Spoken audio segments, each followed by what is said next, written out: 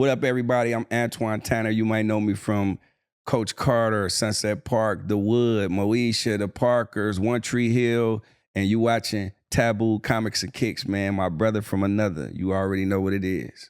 Hola, amigos. What's up, everybody? Welcome to another special episode of Taboo's Comics and Kicks. So, I created this show to bring nostalgia, to bring love for my childhood and all the things that garnish and created an opportunity for me to be a big dreamer. The guest I have today, not only is he an amazing talent, I'm proud to say this guy's my brother, childhood friend, teenage dreamer. We was in a crew together, ladies and gentlemen. We were part of an amazing teenage life of dreaming to one day being on a big stage, being in the entertainment business, whether it was acting, being an extra in a movie, MCing, writing raps, rapping with a 4-track. It didn't matter. This man was dreaming along with me, Eclipse, and our boy Deja. Then his trajectory took him out of this world. This man was part of Sunset Park as Draino. He was part of Coach Carter as Worm. And the world received all his talent as skills on One Tree Hill. The man I'm talking about, ladies and gentlemen, is my brother. I love this man. Make some noise for Antwon Tanner. Hey. My God, man. Hey, you wanted to hear something crazy, man? People always they don't know how close we were. You know what I'm saying? Growing, we know how close we were growing up and people that was in our circle, but other people, outside people, when they see, I'd be like, man, I'm proud of that dude. They'd be like, well, he does a different type of rap than like what you listen to. I said, they always been doing that. I said, I remember back in the day, I said, what y'all don't get is I was there from grassroots, yes, sir, at Band Clan, yes, sir, to the, to where everybody was trying to get on when y'all was performing at Luna Park and we was going to the shows and Polo, my dog, and you know what I'm saying, and Will and App and everybody, you know what I'm saying? It was the Doc Swanner and Eclipse and you know what I'm saying? I know the whole crew, you know what I'm saying? We was family, bro. So I'm proud of y'all, man. I always be wanting to say that. I know I be DMing y'all hey, my brother, I'm proud of you. I be like, yo, that my dogs right there, man. I'm so happy. I said, cause y'all people don't really understand when they see where we come from and they see the dream. When you come from the ghetto, it's a different type of, I would say, animosity when they see their brothers make it. They be like, man, I knew him when he ain't had nothing. Yeah. But it's when I see y'all, I be like, I remember when we had nothing. It's a positive, it's more of a positive, happy for them than a negative, positive, I didn't think I could be there. We all felt like we could do it and we did it. So it was see, I told them they could do it. It was never no negative. And I was he ain't gonna never be able to make it. He ain't gonna never be able to make it. We all pushed each other. So that made me proud. Speaking about that, ladies and gentlemen, we tried to be as honest and transparent as possible. Twan's home at the Villa Cordovas was a spot where we would practice. We would, practice our dancing. We would practice our routine as MCs, which in turn led us to create this beautiful presentation for our high school talent show. And I want to start with that because a lot of people don't know the humble beginnings. We are kids from our environment that we dealt with racism, we dealt with separatism, but we also dealt with love. People appreciated oh, that's the weird dudes. Those are the entertainers of the school. That's Twan. He's a baller because he was still is an amazing basketball player, but he was also an MC. Everybody loved Twan. Twan was a A student. All the teachers loved him. He was such a personable being. Rosemead High School was the spot, but we always looked at it this is not the end all be all. We're going to travel the world. We're going to bring entertainment to the world. And you need like-minded people like that. So shout out to Eclipse, shout out to Deja, and of course, my brother Twan, Insane T. Let's talk about that journey. Why'd that make you laugh? It brought back a memory? That was my rap name back in the day, Insane T. That was my first rap name. But we start from humble beginnings. So I want to take us back to high school and what it was like for us maneuvering in this space of if you weren't a jock or if you weren't with the cool crowd with the cheerleaders, you were kind of excommunicated. Right, yeah. We was the weirdos. We was the weirdos. And, all that being said, there was a lot of racism at that time, ladies and gentlemen, and it was a divide between the Asian gangs and the Mexican gangs. And, unfortunately, there wasn't a lot of black folks at our school. Not really. We had to figure out our way. Luckily, we chose music, dancing, and MCing. So let's talk about the talent show, first of all. What was that feeling when we went into creating it? What were you feeling? Well, the talent show, when the talent show first came around, I remember Eclipse was like, yeah, they're having a talent show. And we was like, this is high school? High school. Yeah, high school. So the high school put on a talent show. Yes. Right. Just want to paint a picture for... high school put on a talent show. This is like 1993. And 92. you guys came together and was like, yo, let's enter this talent show? Well, we're United Soul Children. That was the name of our crew. Okay. And how many people were in the crew? So it was four of us. It was four of us. Eclipse, Deja, and Antwon. Okay. And it started with Eclipse. So go ahead, take it from here. It was Eclipse. Me and Eclipse was the rappers. Deja was the singer. And Taboo was the dancer. And we was introducing Taboo as the rapper. So we was like, we got to write Taboo raps. And he was like, I want to rap. But Taboo was such an amazing dancer. Everybody be like, well, y'all know him as Taboo. We know him as Taboo the Sexual Secret. That was his name. Well, ladies and gentlemen, I did have a kid out of, like at 16, 17 years old. So, I mean, I was dibbling and dabbling into, young sexual encounters as a kid. So what was the name again? My name was Insane T. No, his name was Taboo the Sexual Secret. Ridiculous, bro. Well, he was the only one having sex all the time at the time because he had a girlfriend. Kids, I'm not condoning teen pregnancy, but at that time, we'll make sure Jamie's not listening to this part. No, she's seeing it, and I'm being honest, bro. Like at that time, she knows I had a kid at 17. I'm kidding, bro. And honestly, it was it's how you became who you are, bro. Exactly. I had to learn the hard way, ladies and gentlemen. Me too. Yeah, we used to sneak out sometimes, and when we had to go back to school early, or we might cut a class and go to Taboo House and eat. Yep. You know what I'm saying? We go eat up all the food and then get back to basketball was practice. Grandma cooking? Is that why? No, we made our own food. We just created our own food. There was nobody at my house, dude. Okay. And I'm being honest. We was the latchkey kids. We would either be at Twan's crib in Villa Cordovas, or we would be at my house. Yeah.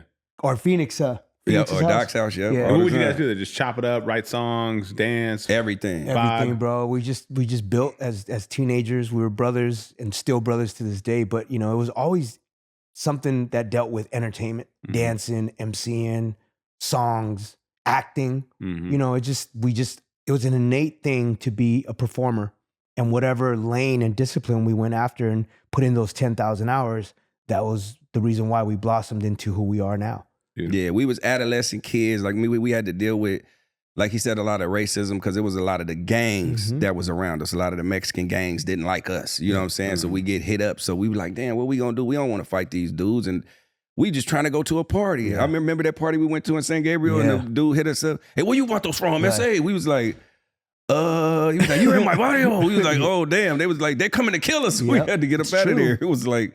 It was like crazy. You know what I'm saying? Like we running from all the different gangs, Sangra, Lomas, like El Monte Flores and Hicks and Hayes. And like I lived around all of this, but we was different. You just got to navigate your way through it, man. That's what we don't understand. It's hard to navigate through it because you live in it.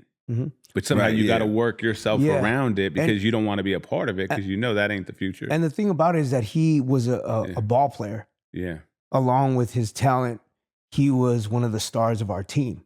And so that idea of the duality of being creative and wanting to utilize your talent, but also being an amazing athlete and an amazing student, it really said a lot to his testament of coming from Chicago to becoming a pillar of, an iconic figure at Rosemead High School. There's only a couple of us. There was like Humberto Leon, who does Cat's Eye. He's a creative director for Cat's Eye, and he also does he had a thing called Open Ceremony or Opening Season, and Kenzo. Then you had Herman Flores, who did Dub. Dub magazine. Yeah, Twan. You went to school with Herman. I did. Okay. Yeah, we went to school with Herman. I used to ride in this little yellow car all the time when he was dating. I can't remember her name. The dark skinned chick, the Mexican girl, forgot her skinny. She was a song leader. I can't remember her name. Before we get go back to the talent show. We started the talent show, and you were going to tee it up, and then we come to my house. ADHD kicked in. Yeah, we said we think we could win it. I think first place was like $100, second place was 75, and third was like 50 or something like that. So I think it was a Revelo that was. Now back then, in mind, you got to remember, rap was kind of just on the scene, exactly, and nobody liked rap music. So when you enter the talent show, you be like, "Oh, I'm a rap." They be like, "You're not gonna win." You know what I'm saying? Because we're not condoning rap. Like rap was like a curse back then. And we wasn't even like, I used to do gangster rap, but when we did it together, it was never gangster rap. It was always like contemporary, you know what I'm saying? Like pop music, you know, whatever, like culture, you know what I'm saying? But they was just like, it was always an X on our back, like they're not gonna win, they're not gonna win. So we went to the house, we started practicing, had a routine. We could get smoke and we could come out with it. We set up this whole thing and I still have the talent show, the whole entire talent show. I have it on VHS. Yeah. So you see the three people that come out. It was the song girls. They danced. They won. No, my prime date won. Yeah. They took second and we took the cheerleaders, and then we took third. Yeah. And we was always the givers, you know what I'm saying? Because we never really had nothing. So it was like, you know, like after basketball games or football games, it was our group. We had maybe $2 between the four of us, facts, a pack of gum, and a notepad to get some numbers from some chicks. And we would always go to like Denny's and stuff afterwards. But when we took third in that contest, we took everybody for pizza. Round Table. I think we went to Round Table and took everybody out for pizza with our winnings. You know what I'm saying? But a little RIP to Round Table. I mean, Round Table was it was the thing in the 90s. It was the thing. Yeah, it was the thing in the 90s. But we performed in that show, and it was already X on our back that we wouldn't win, but we definitely should have won that talent contest. And the school was just like we got standing ovation. Yeah. And the teachers just was like, they're rappers. You guys remember the record? It goes, when Eclipse comes, all the crews drop. When Taboo comes, all the crews drop. When Deja comes, all the crews drop. And when Insane comes, all the crews drop. And when Insane comes, all the crews drop. Then right, they better drop, because they know that I won't stop. Bringing the funky stuff, you know I had to bring, because if I didn't do it, they had the cigarette. You know what I mean? Hey. We forgot, but yeah, just so long. And then it makes like, got the melody. Well, it's Taboo, chilling with my crew, so make way, because I'm coming through, and what I come to do is rock a hype show. And when I grab the mic, the crowd yells, mic check A, mic check B, here comes the capital T. But don't forget the O's, because everyone knows anything goes when it's straight from the soul. Oh yeah, here comes the Brody that they call the shade. Can't be played, but could be laid. Up of the sofa, you try to lay me up, but you catch a slam dunk. Trust me, I bust the cranium love of a human if he disgusts me. When Insane comes, all the crews drop. When Eclipse comes, all the crews drop. When Deja comes, all the crews drop. When Taboo comes, all the crews drop. That was it. That was hard. That was it, bro. And it was like, that was the first time that I had rapped in front of people, because they were like, "Oh, Tab is the dancer." Class of '93, is that what it is? 93. Damn. Yeah, and it was like, you know, we're teenage kids just writing. We didn't know why we was writing. We were just like, "Yo, we're gonna write this. We were practicing in your living room." Yep. Villa Cordovas. We practiced the routine, and I remember our audition. We were like, "Come on, Twan, rap! Come on, Twan!" Remember that? Yep. You were like, something had happened. And I think we like flubbed our audition. So they were like, uh-oh, this is going to be not good. And when we showed up, we had smoke. We had freaking smoke machine. We had lights, like lighting effect. No one else had that, but because I worked in the auditorium. So I made sure our production, we had some form of, you know, visual component. So you were already doing production I was already doing production back then, yeah. Damn. Yeah, we showed up. I had on a 3X. I had on a 3X, 3X and pants. some 40, Levi's and a 3X a Pro Club. Yep. We had on the Mr. Furley gear. Yep. We just had Pro Club drop us some stuff, man. I still wear their tees. Taboo had the long hair. Yep. He had the long hair, and it was just bouncing.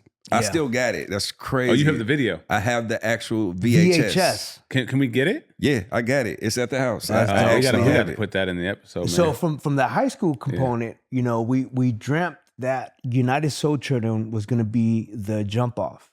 And then we met a guy named Ron Johnson.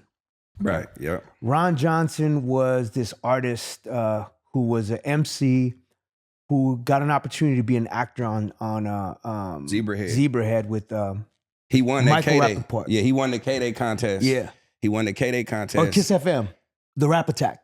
Rap Attack, that's what, yeah. He Kiss won the FM battle. had a Rap Attack segment? Rap Attack, yeah. Ron Johnson. So he did Zebrahead, and he was like, yo, y'all gonna dance for me. Twan's gonna rap, like, with me. And then we did this film called Hand in Hand. Hand in Hand, yeah. Which was, he funded it, but Twan was the lead. You were one of the leads, right? Yeah, I was one of the leads in it. And so he saw how special this man was on the acting tip. Like, it was just natural.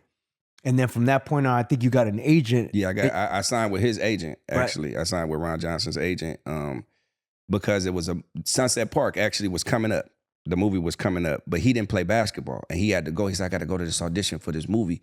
It's called Sunset Park. I mean, it's called Coach. That was the name of it at the time because it was untitled. It was just called Coach. So he was like, yo, you should go. I was like, but I ain't got no agent. How am I gonna get in there? So he was like, I'm gonna tell my agent to represent you. You gonna go to the audition. So we went to the audition together, but it was the basketball tryout portion.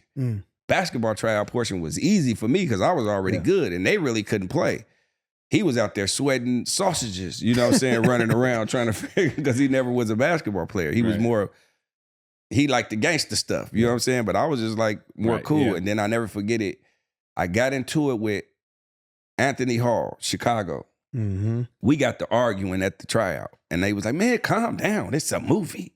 But he had already did movie. But I was like, man, shut up. We playing basketball. Because, you know, we trash talking. And Danny DeVito and Rhea Perlman them love the banter, the back and forth. They love the back and forth with us really just like getting into it. And he's, to this day, he's like my big brother. You know what I'm saying? Right. But because had already did. That's the dude that was on Blue Chips. Mm-hmm. I remember we got to the set. Like, we were fans. You know what I'm saying? And when I seen him, I was just like, who was he? I'm better. I'm better than him. So it was more competitive. So you guys went to the set of Blue Chips?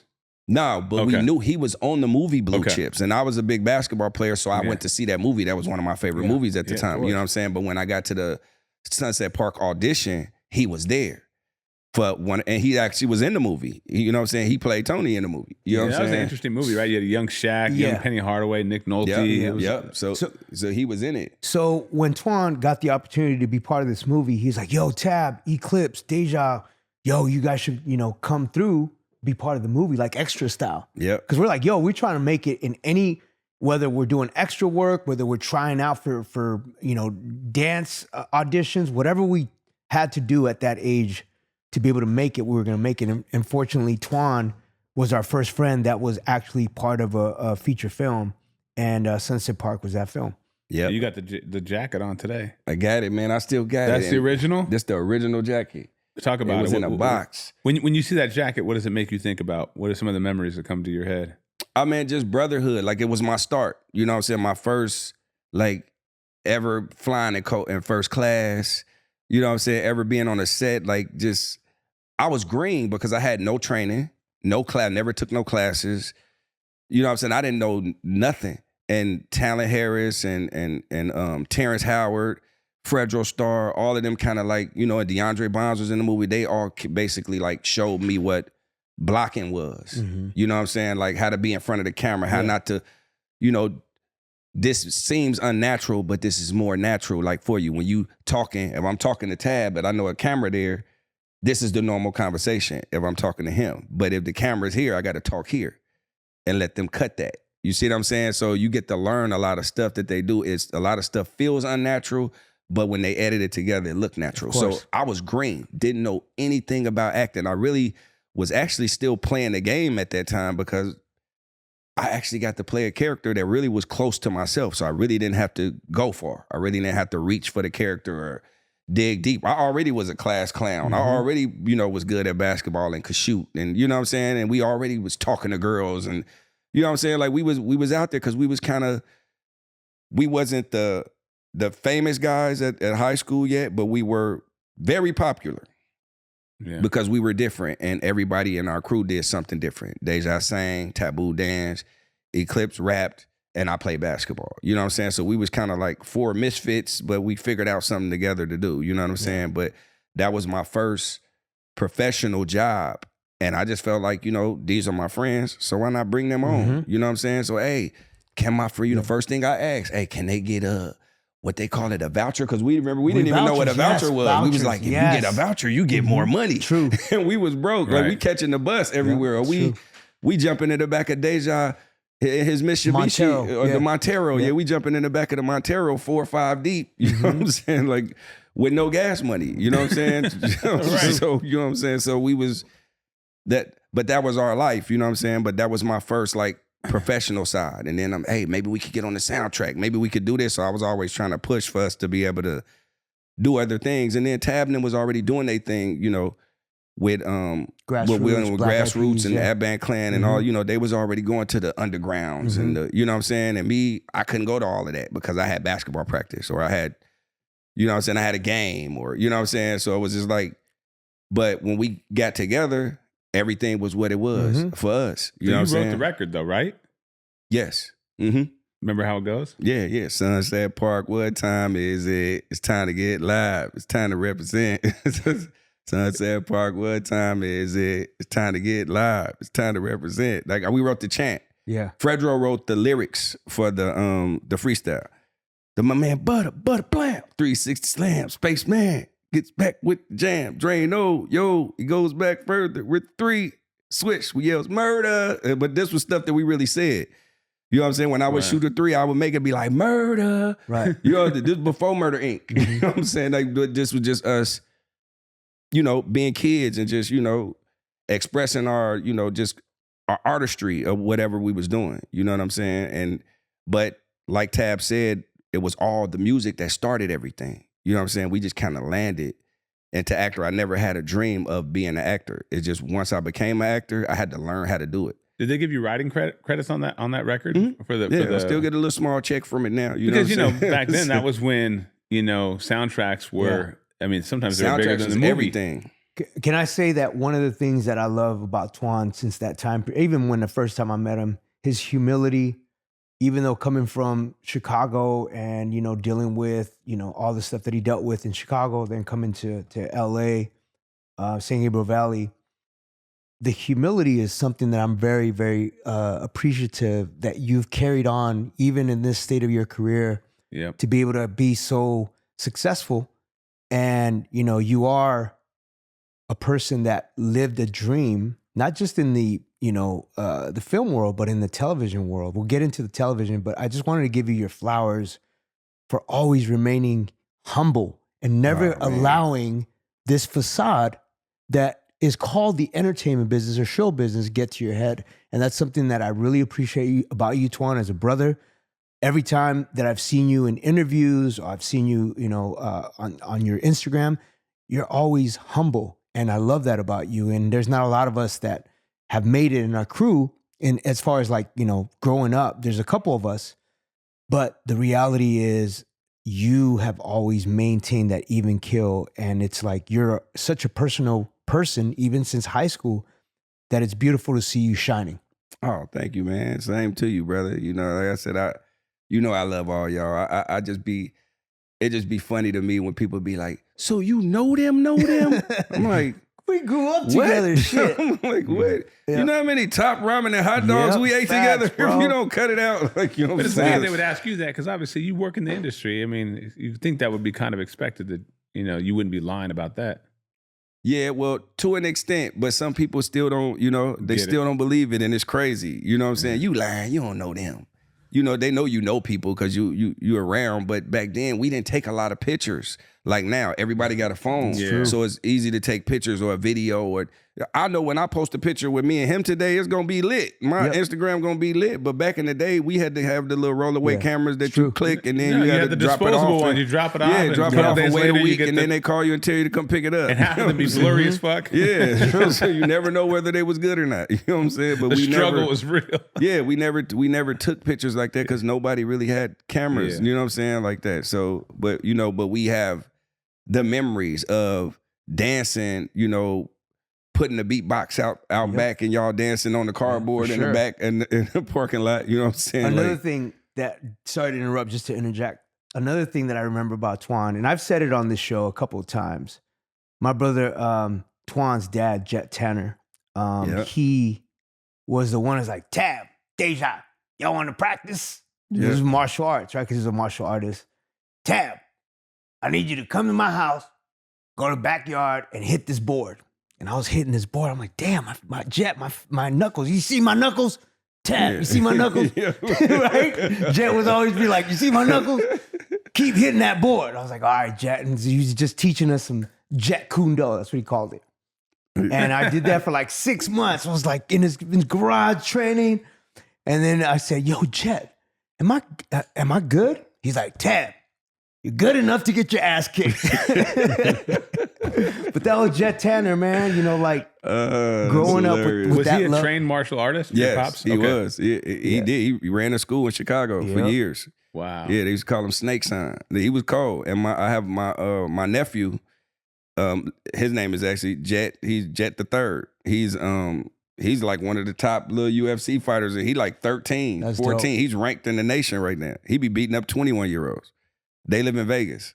Wow. Yeah, he got all kind of, like, you see all this stuff on these walls? It's all awards from him. Yeah. Like whooping ass. But and he smile when he do it. Your brother's making beats, right? Yeah, he been making music. Yeah, he's hit me up a couple times. I'm like, yo, JT, damn. JT doing music. He's doing his thing. You know what I'm saying? He's doing his thing, but he like does a lot of videography and stuff like that now. So, you know what I'm saying? But yeah, you know, everybody's still grinding, like moving around, trying to get to the next, to the next thing. You know, we had a bunch of, I would say the world fell off when COVID happened and everything just kind of flip-flopped. The whole world changed, Right. you know what I'm saying? The industry changed. You know, we don't go to auditions no more. Everything is self-tape. We got to send it off. You usually don't work unless somebody knows you because it's new casting directors and the industry is just totally different now. Everything is automated. It's not, it's about followers and likes now. You know what I'm saying? Yeah. So it's a whole different ball game now, than from what we was doing. Like, I remember back then I could go to 20 auditions a week and I know I'm a book. I'm the casting director. Yeah, I ain't working on this show this week. I'm probably going to work next week. You know what I'm saying? On this show. Bro, you did like Moesha. You I did so much. Everything on the CW, right? Everything.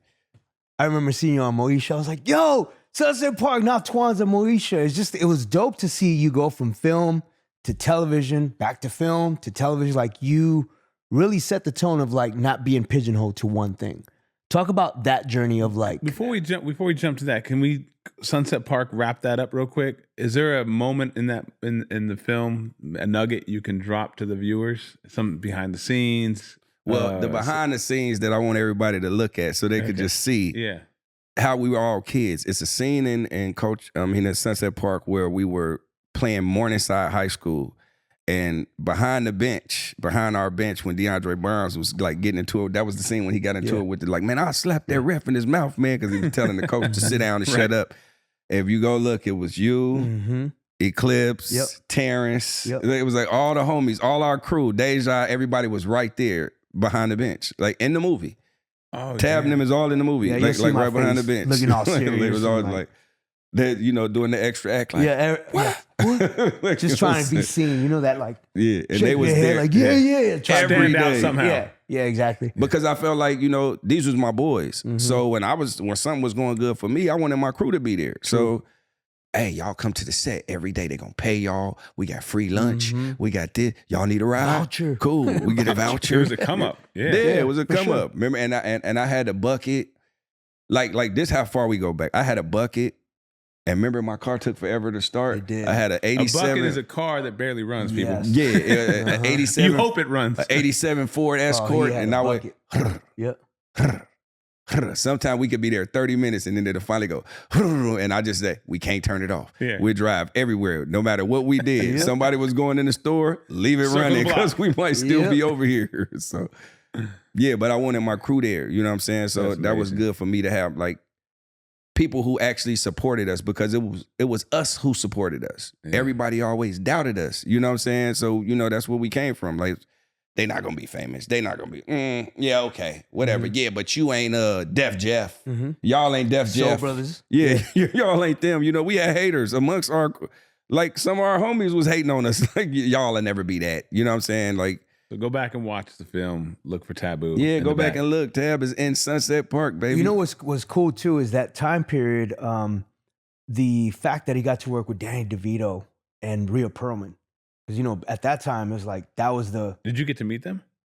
No, I was just an extra, bro. So I didn't really get access like that. I was just like, we would be in a holding tank. All right, guys, go on set. You guys are on the bleachers, or it was selective. But seeing him being able to have dialogue with Rhea Perlman, and knowing Danny DeVito was attached to the film, it was just like, dang, Twan made it.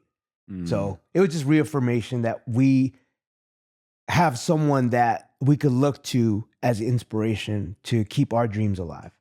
Yeah, and it was crazy because I remember doing the audition for Sunset Park, and I went to the basketball tryout. Everything was cool, and then the next day I had to go and read. Like this when I had to read with Rhea. So we under the impression that we got to know everything on the script. We need to know it memorized. We got to do it, right? So I memorized this whole thing. And by the way, I never auditioned for Draino, only auditioned for Shorty Doo-Wop, because that was the character that you auditioned for back in the day. If you got close, they'll give you the other role, the smaller role. I didn't have a name at that time. Fredro had a bigger name than me. He was already in Onyx. Yeah, Onyx, and he had already did Strapped and, you know what I'm saying, and Clockers, and you know what I'm saying? So they was like, okay, we're going to go with him for Shorty Doo-Wop, but we need you because you play and then you funny, and you know what I'm saying? So I only auditioned for Shorty Doo-Wop, but I remember vividly when I got into the audition. First time I think I ever got starstruck was when I walked in and Rhea Perlman was sitting there, Danny DeVito and them was there, and I was like, dang, you the lady from Cheers. And you the dude from Taxi. Man, my granny love y'all. Could you sign this for me? I had a little napkin, and they signed it for me. I was going to mail it back to my granny in Chicago, right? So after I sat down to read, they was like, okay, cool, that's cool. So after I was a groupie, I sat down and I got ready to read with Rhea, and I forgot every line. Literally, like went blank. And I was like, oh shit. So Rhea starts reading, and I just started reading the words, but I just said it in my own words. It was close to it, but it was just how I would say it. And then I just did it, and then I was like, damn, but I missed the but, I missed the and, I missed the for. It was like small stuff that I was like, oh, I'm not gonna get it, because I thought it was like a test. I'm like, you gotta know what you need to know for that test or else you gonna fail. And I was just like, damn, and I never forget, I was on my way home. I took the bus that day, so I was on the way home, and I was just like, damn. And I remember when I got home, my dad was like, hey, yeah, some white lady been calling this phone. You ain't in trouble, is you? And I was like, nah, what you talking about? She been calling all day. I left her number on the thing. It's an 818, and it's long distance, because back then, that was long distance for us. You know what I'm saying? So he was like, if you gotta call her back, don't be on the phone too long. I don't want my bill high. Where you guys grew up, was that a 310 or 323 or? It was 626. Yeah, but it was all 818 at first, and then it moved to 626. Yeah. But she was 818 in Burbank, which was still gonna show up on the bill as a long distance phone call back in the day. You know what I'm saying? So he was like, she said, it don't matter what time you get home, call her. So when I called, I was like, well, I don't think I booked it because, man, I forgot every word. I just did it how I would say it. You know what I'm saying? I changed it, but I just did it how I would say it. When she got on the phone, she was like, congratulations, you booked it. And I was like, what does that mean? She's like, yeah, you booked the role of shooter, because that wasn't my name before. Like, like people that when I played ball in the city, would call me Draino. You know what I'm saying? When I played, because I could shoot. So he was like, well, what you want your name to be? That's how they got the name Draino. Seth Rosenfield changed the name to Draino, because that's what they call me. You know what I'm saying? So I was like, oh, okay, cool. I was like, well, I booked it, but I had no idea what was popping. I just know I could hear my dad telling me, you better get off my phone, run my bill up, calling it, you know what I'm saying, calling that lady from 818. This is some white. 60 seconds. He thought I was in trouble. And I was like, no, they said I booked the movie. He was like, what that mean? We had no idea. You know what I'm saying? Like, where we come from, I audition. But this was my first, like, legitimate everything. Then they started hitting me like, yeah, you got to go to costume design. It's called your hair and makeup. They paid you for the film? I made first film. I made scale plus 10.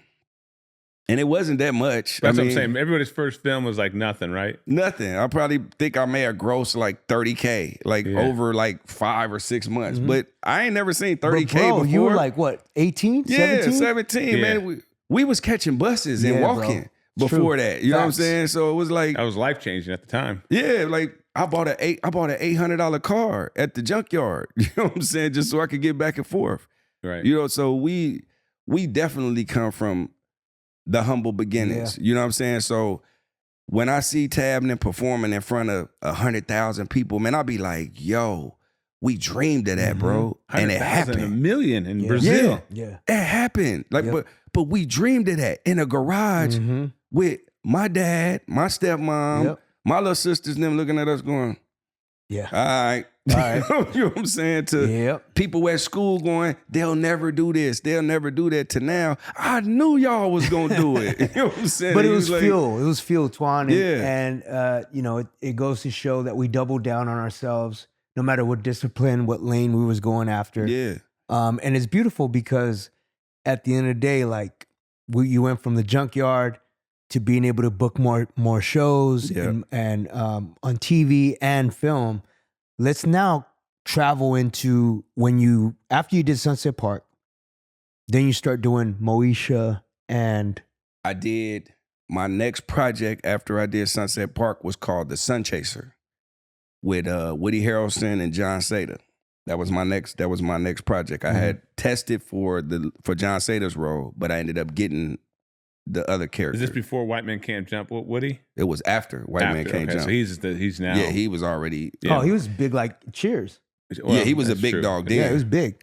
So this was a movie that I was like, wow. And it was directed by Michael Cimino, who was Deer Hunter, who won like 7 Academy Awards, you know what I'm saying, for that. So he was crazy, you know what I'm saying? But just, this is when I had to start learning how to act, because the character that I had played, Draino, was really me. So I really hadn't tested the waters to become something else. I was only myself. I only knew how to be myself. I never knew how to drop out of that to become that. But he brought a lot out of me in them auditions. Like, nah, say that. Why you keep doing that? Why you keep doing? And he was just like, on me, to where he made me like lose focus of, I'm focusing on this line to just get out of that character and, you know, get out of me, get out of Twan being Twan and become who this person is. You know what I'm saying? Like he taught me how to disconnect. And now I see why he won all them Academy Awards, whether he was crazy or not. I see why, because he's able to pull it out of you. And I'm talking about, I was green, no training, no theater background, no nothing. No acting classes at that time? No acting classes, nothing. You know what I'm saying? But they was able to pull it out of me to where whatever I was doing in a room, I was able to be natural. I was able to go in there with my instinct, and I was able to, you know, be able to add myself to the character, but I was able to become that character. Yep. You know what I'm saying? Like right away. And that's when I first like showed me it's levels. It's definitely levels to it. You know what I'm saying? And everybody, oh man, I could do that. I could act too. Everybody can't. You can't, because it's an out-of-body experience. You know, it's an out-of-body experience. And this is why so many actors, they go through so much turmoil in their head, because when you got to be somebody else, you might not like the person you actually being. But then you got to go home and be a whole different person to your family. You know what I'm saying? And you still stuck in that character. You see what I'm saying? So it's really tripping. But now I could control it now, because I've been doing it so long. I would have to say, just to interject on your thought, it's like that for music too, bro. Like when I'm on stage performing for all these people and the adrenaline and the high, and people are singing our songs, and then you have to get off the stage, and then you fly home and you have to be dad and be husband, and you're like, wait, last night wait, okay. Honey, take out the trash. Yeah, like right, wash exactly. the dishes, you know, Jet needs this, Journey, Jalen, my wifey, like the dogs. I'm just like, whoa, okay. This is my reality. Yep. The other thing I did last night, that's my job, but that's not the end all be all, right? So it's just that same thing of like decompressing and taking the exhale, like, yo, this is my reality. I'm a husband, I'm a father, and I've got to be present, because that thing last night was dope, and it fueled my, like, whatever that adrenaline rush was. Yeah. So it's like coming off of that high, you know? So I definitely understand that. Yeah, it's a different light, you know what I'm saying? But once I got the maneuvering and I worked with him, and then I got to go right to Simon, because I actually did Simon before I did Moesha. Yeah. I did Simon with Jason Bateman, that played Marty Bird and Ozark. And he was young, you know, comic, but they was doing their thing. But I went in for that audition, so they got my feet wet in in front of like live studio audience taping with comedy, you know what I'm saying? And then I was able to relax a little bit. And then now I got to start seeing differentials in the characters. And then, you know, Moesha, they had been calling me in for a while, but I kept booking stuff. I was just going out on audition. And I was just using what I did in those auditions I just kept working. And everybody used to be like, man, Twan, you work all the time. I just kept booking. I'm doing this, doing that. I remember one time you came to the set. Mm-hmm. I don't even remember what project it was. You know what I'm saying? Yep. But I was just like, I was working on so much stuff. They would so I was like, man, you know what? I really want to do this. I want to take a class. And Chip Fields, I'll never forget it. Chip Fields was like, you don't need a class. And I was like, why? She was like, whatever you doing, you need to keep doing it because you work more than everybody in my class.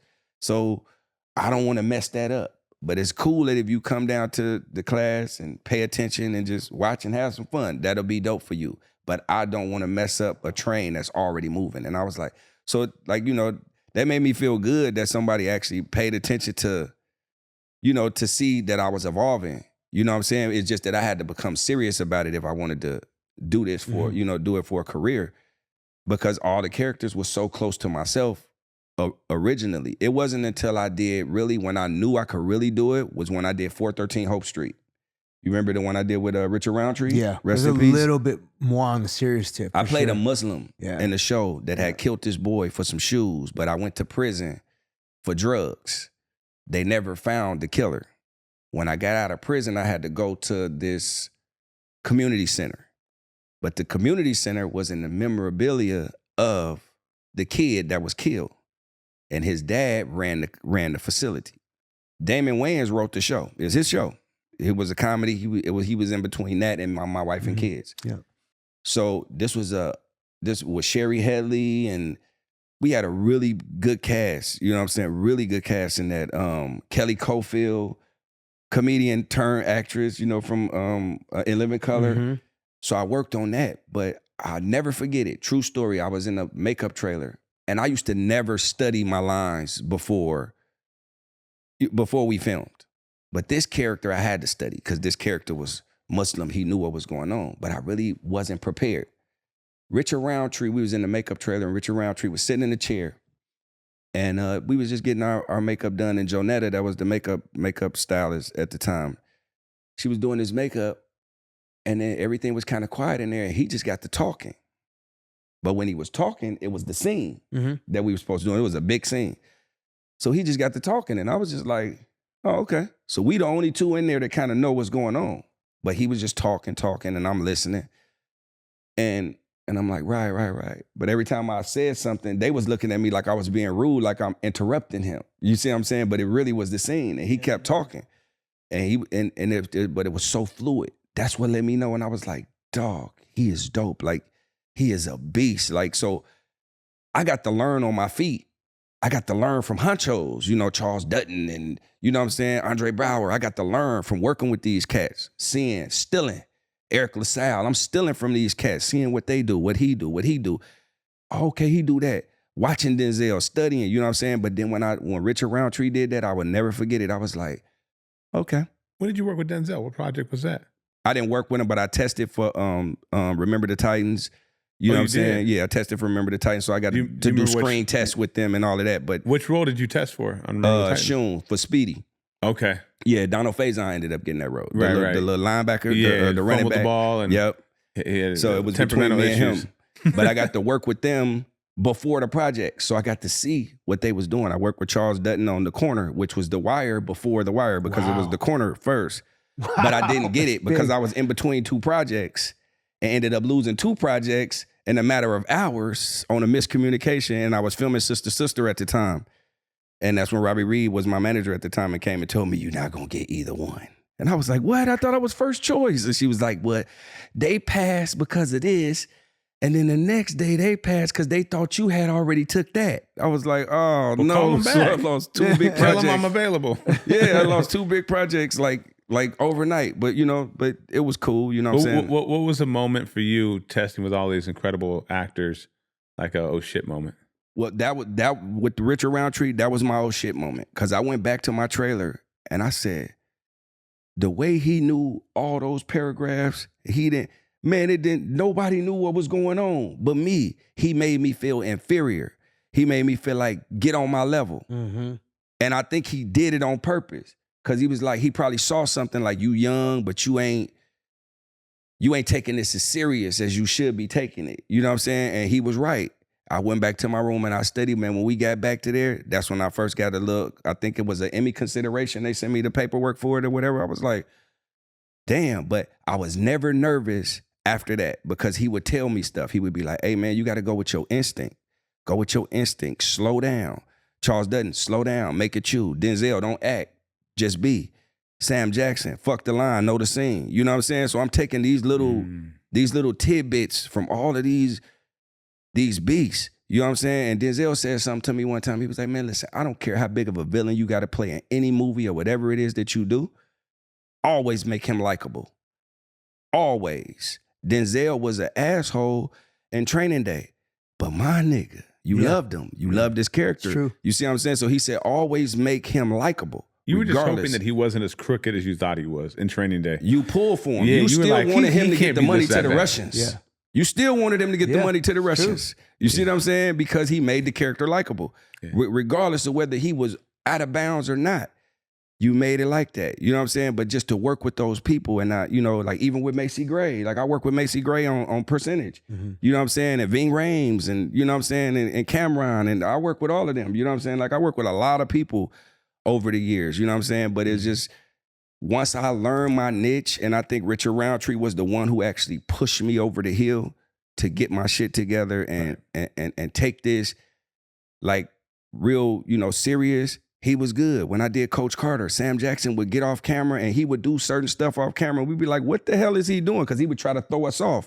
But I knew they had that training and it didn't mean nothing to them. So they wanted to see if we was on our toes. What was he doing off camera? He'd be dancing, he'd be making crazy faces, and it's a serious scene. Mm-hmm. And everybody like... trying to throw you off. Yeah, trying to throw you off. But once you able to stay in that zone, then he'd be like, you gonna cash some checks, young man. They would always tell you that, you know what I'm saying? But it was like way different from me working. And like when I go back and look, I don't realize how many people I work with. I work with so many people. Why? Because I never really watch my own stuff. I like do it, and then I just like kind of leave it. It's work. Great movie, by the way. I watched it last night just to remember that time period and see like Channing Tatum coming up and seeing, you know, freaking Ashanti and, you know, Samuel L. Jackson and just seeing the work from Sunset Park to all the TV stuff and then seeing you on Coach Carter. It was like, okay, Twan figured out. Even though it was Twan, Worm had an edge, like that part. It was a Twan moment where you're like, you were scared, huh? I wasn't. Remember? Yeah, and they let me roll, and it was crazy because Thomas Carter used to always come to me and be like, "All right, we're gonna do this and we're gonna do that." And I'd be like, "All right, cool." And then I'd be like, "Hey, Thomas," he'd be like, "What up?" I said, "Can I get one take?" He'd be like, "Okay, everybody, Twan wants a take. Mm-hmm. He wants his own take." Yeah. Every time I did a take, they kept it. They kept that one in the scene. Like I would just say random stuff, right. and he would just come from behind Video Village and take off his headphones and just be. What would be the most notable one they kept? Okay, most notable one. I was supposed to say in Coach Carter when we was at the pool scene when we was like, "Hey girl, we gonna be in there." You know what I'm saying? Yeah. You know, when in Rome, do as the Romans do. Right. That was the original line. Okay.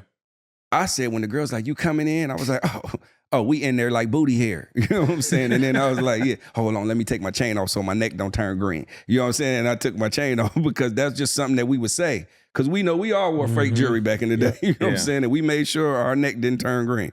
So, you know what I'm saying? So that was something. But when I said it, he came behind the camera and was like, "All right, man. Okay." So anytime when we would film a scene, he'd be like, "Twan, do you want to take?" "Yeah, let me get mine." You know, so I would do my take. And it seemed like every time I did something, they kept it. I made up names. He'd be like, "Hey, girl, I see you looking at me." I'd be like, "Hey, Rafika, Shaquan Tanese, what's happening?" You know what I'm saying? And they'd be like, "Who the hell is he talking to?" You know what I'm saying? But they would keep it because it was natural. It was normal for us. And I had the confidence at that time more so than some of my co-stars. Because Channing, that was his very first movie. Channing had never acted before. Oh, wow. Yeah, he had never acted before. And his storyline got cut down. It was crazy how they did him. You know what I'm saying? And he ended up being bigger than everybody. You know what I'm saying? But I told him that was going to happen. You knew it from that movie. I knew it because at that time I knew the business. You know what I'm saying? This was the time, like before me and Tab, we knew nothing about the business. We just knew how to perform. Yep. We didn't know the logistics of what's marketable, what's this, what's that. Channy was marketable. He was marketable early. He was the most beautiful man. He was a model. You know what I'm saying? I didn't even know who he was until Shar Jackson was like, you see that dude that's you doing a movie with the guy that's on my screensaver. I was like, who? She was like, Channing Tatum. I said, Channing Tatum was on your screensaver? She said, yeah, he is the most beautiful man. I said, what the hell is that? He was a model. He used to model draws. But I didn't know that. You know what I'm saying? So, but from that, like working with Sam, and I worked with Sam twice because I did 187 with Sam. That's right. You know what I'm saying? And I had a little small role in that, but working with those honchos, man, you really get to see that it's levels. And you got to grasp, you either catch up or you get left behind. Yeah, in the film, we had Robert Richard on Byron Scott's podcast, and he talked about the pool scene. Hilarious. That was the best, man. We had so much fun. And how a lot of it kind of just wasn't supposed to happen that way. A lot of it wasn't supposed, because we was drunk. I bought the coochie juice. That's my drink. It's called coochie juice, right? What's in that? I'm gonna put it on the shelf, so I can't give you the whole recipe. But I'm gonna put it on the shelf because it's documented, and I patented the name. You know what I'm saying? So I patented the name already. I got to get with it. Literal coochie juice, people. Yeah. It just was a drink that we made, and my wife's cousin Rhonda, she gave it the name for us, and we had it at all of our parties. What's the overall concoction? It's like Hennessy and Hypnotic, and then we add some extra stuff to it. So it was like Incredible Hulk, but with a little kick, but it was all liquor that was added, and it tastes like juice. So it tastes like there's no liquor in it at all. But one or two, the girls is partying, and they having a good time. So we was walking around passing out these little cups, the little Dixie cups, to the girls that was in the scene. Yeah. Everybody was drunk. So we wasn't getting nothing done like we were supposed to. And Sam is a perfectionist. So Sam, when he come to set, shit got to go right now like it's supposed to go. But we all faded. Everybody, hey, he like, what the hell is going on?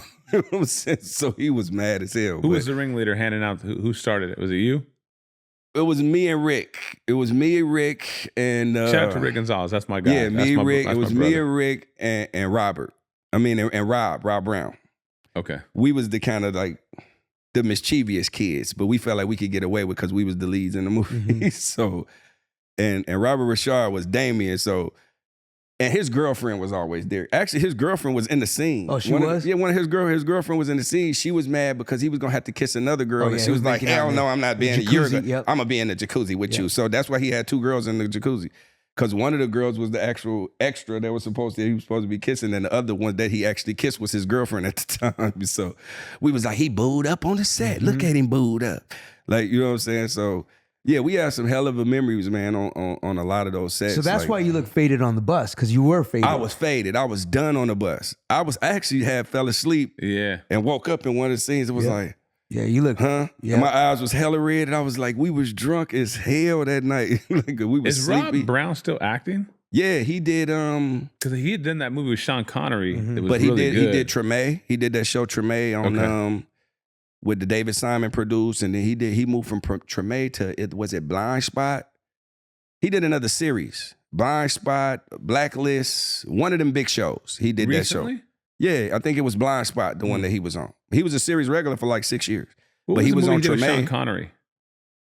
That was Finding Forrester. Finding Forrester. That was a good film. Yeah, that was before Coach Carter. Oh, it was? Yeah, that was his first film. That was his first film. Finding Forrester was his first Sean film. Connery. Yeah. It's funny that basketball has always been his gift, and started with Sunset Park. Then you have Coach Carter, and then come to find out, there's another big opportunity for him to be part of this television show. That was a small television show that took off to become a freaking mega television show, One Tree Hill. Yeah, but here's the crazy part that y'all don't know about One Tree Hill. Mark Schwann wrote One Tree Hill. I was doing One Tree Hill first, actually. That was in 2003.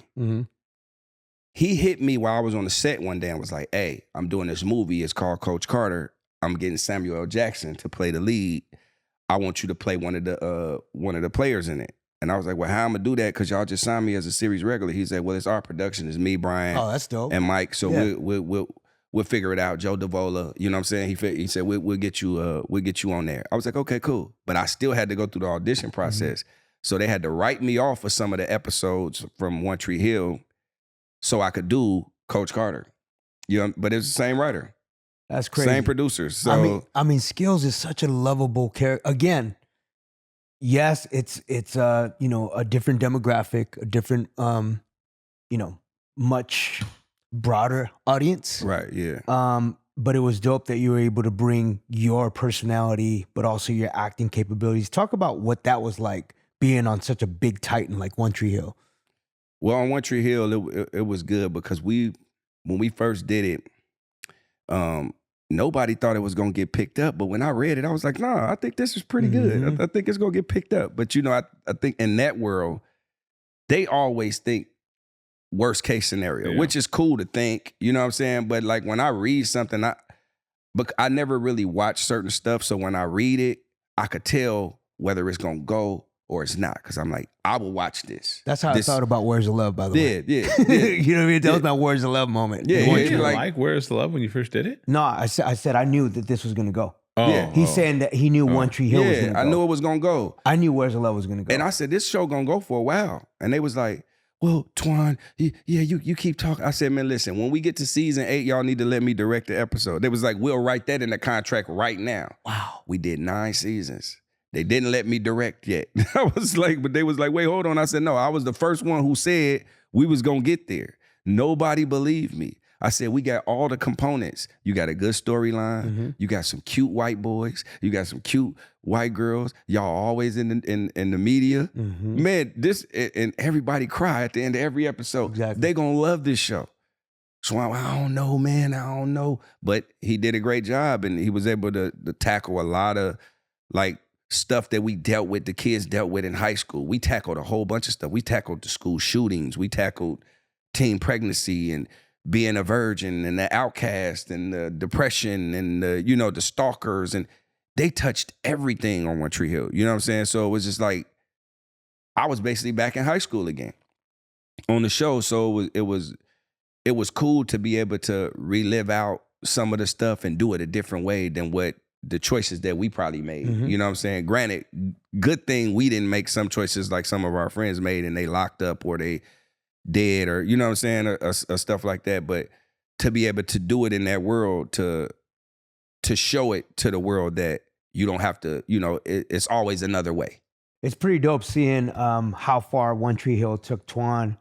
I do this with Marvel when I do like signings or whatever. To see him at conventions for One Tree Hill and see the fan base, how big, huge. How huge the fandom is around the show. Let's talk about like some of the moments that were like pillars of that filming that show for you.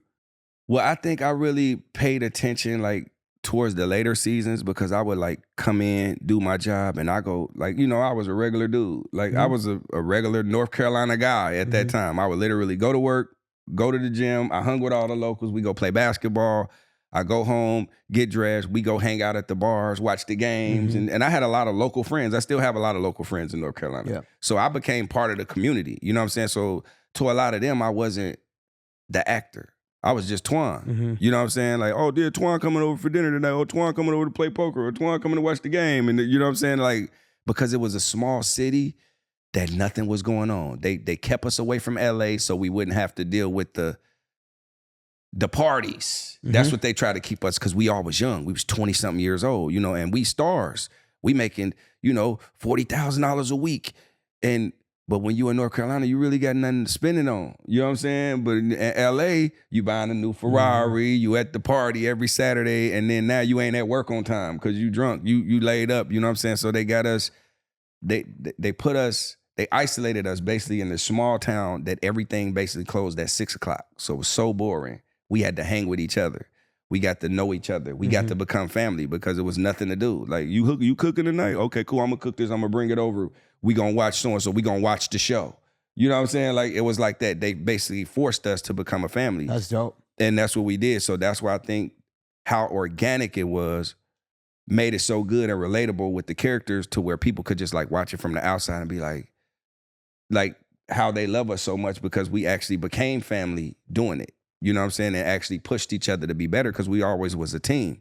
You know what I'm saying? Even with the new characters, we embraced the new characters and they became part of the family and part of the fandom. And now, like, I didn't realize how big we were until they started doing conventions overseas. And they had never called me at first for a few of them. The Paris one, huh? I think the first one I did overseas was UK. Yep. That's the first one I did. I think it was Manchester, England. I did it, and I remember the girl who was like helping me book them.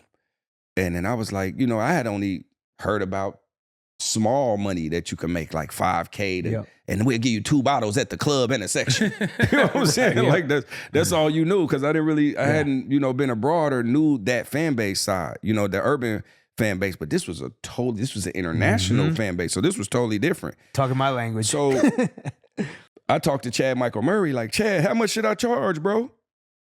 And Chad was so nonchalant, you should charge at least 20. I'm not leaving my wife and the dogs for less than 25 a day. I'm like, 2,500? He like, oh no, add a 0. I'm like, what? Y'all charge how much? Hold on, let me wait. It's that much money overseas? He was like, yeah. So the girl, she was like, nah, I could get this girl booked for 6,000 and I think it's a good deal. I said, listen, Ma, go back and tell them I'm not leaving the wife and the dogs for less than 20K. She's like, all right, I see where it worked. Now, she wasn't familiar with that, you know, the overseas market either. So she went back and said, he wants this, he wants that, he wants that. They said, cool, we'll see him in 3 weeks. I was like, damn, they bent. She was like, I should have asked for more. I said, but you were scared to shake up the boat because we didn't know the market. Of course. But now we know the market. We had no idea. I had no idea how big it was over there, to where black people, when they know me, they call me my character name. Skills. Hey, Worm. Hey, so-and-so. Hey, Draino. Yep. Hey, they call me my character name. When the white folks know me, they call me Antwon Tanner. Hey, Antwon. Hey, Antwon Tanner. Oh, my God. You Antwon Tanner? That's what I get. And it's crazy because I be like, damn, you know what? And it's a difference. And I pay attention because we was young, too. And remember when we used to go to the movies tab after the movie? We never stayed. Of course. As soon as the credits rolled, we got up and walked out. Yeah. But they stay. And they watch and they see who your name is. Then they Google you. Then they look you up. Then they follow your socials. Then they know who you are. They support you. It's a totally different support. They remember you, not the character. And that's crazy because you probably could only tell me one name that Denzel ever been in his movies, but you know Denzel. You see what I'm saying? I'm trying to think of any of his names in there the movie. There you go. You feel me? Name one of his names. Denzel to me. Lonzo from Training Day. Lonzo, yeah, that's right. He was Alonzo. What's funny is he talks about, you know, the credits and seeing, you know, the person on screen. Funny, yesterday my wife and I were like, you know, about to go to bed. I'm switching through Netflix. It's Christmas time. I'm like, dang, okay, I see Coach Carter. Then Twan pops up with a white lady. Christmas movie. Oh yeah, a Christmas contract. Yes, and that was old. Contract. It was on like a Hallmark movie. Yeah, we did that movie years ago, and they just put it on Netflix recently. So everybody been telling me they've been seeing it, and I was like, what? Bro. They was like, yeah, you on the cover. What's it called? It's called The Christmas Contract. You on the cover with this white lady cheesing like. Yeah, with who was the white girl? Danielle Harris. Danielle Harris. She was in One Tree Hill too. So it was a One Tree Hill cast because it was produced by Hillary Burton. Who's also like my sister. So her, Danielle, and then I think Robert Buckley did it with us, and Tyler Hilton, and we had but they brought a lot of people from the One Tree Hill fan base, and we all worked together on other projects after One Tree Hill, and the fan base just follows it. Yeah. They follow what we do. They love to watch us and stuff. I just did a movie with Mickey Rourke and Darren Brooks and you were telling about that. Eddie K. Thomas. You know what I'm saying? I did about curling. Yeah, Rob Gronkowski. Is called The Roaring Game. Oh, Rob Gronkowski's February. Come out February 26th. Yep. So and it's good. I'm gonna get it to you. I got the screener. You have other projects that you're working on? Yeah, I just did. I got one that just came out called A Witness to Murder. It's on Zumo. It was like they feature movie of the feature movie for the app, but it's a free app. It's called Zumo, XUMO, and it's called A Witness to Murder. And who else was in it with me? Why am I drawing a blank? Serena Vincent. She was in Cabin Fever, the real fine, hot white girl from Cabin Fever, the lead girl, but she played my love interest. Serena what? Serena Vincent.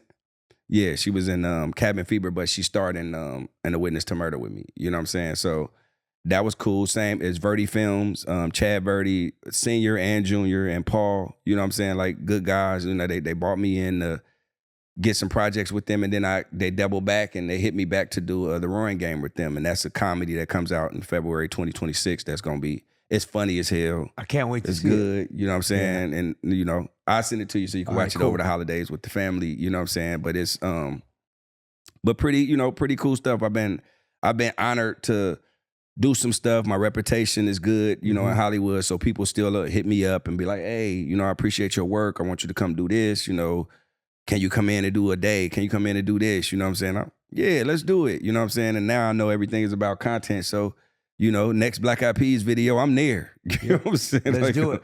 We all trying to get in one. He ain't inviting us. So. On that note, like Sean Stockman would say, you always appreciate going back to your childhood, you know, reconnecting with your old friends, because you never want to lose track of where you come from, and always keeping it humble. And that's one thing I appreciate about Twan. As I said, I'm glad that we were able to share the space. I'm glad you came here today. Oh, man. And I can't wait to see what you got in the future. Ladies and gentlemen, let's make some noise for Antwon Tanner. Oh, thank you. That's right, y'all. It's Taboo Nawasha, and I hope you enjoyed geeking out with me and going straight into geek mode.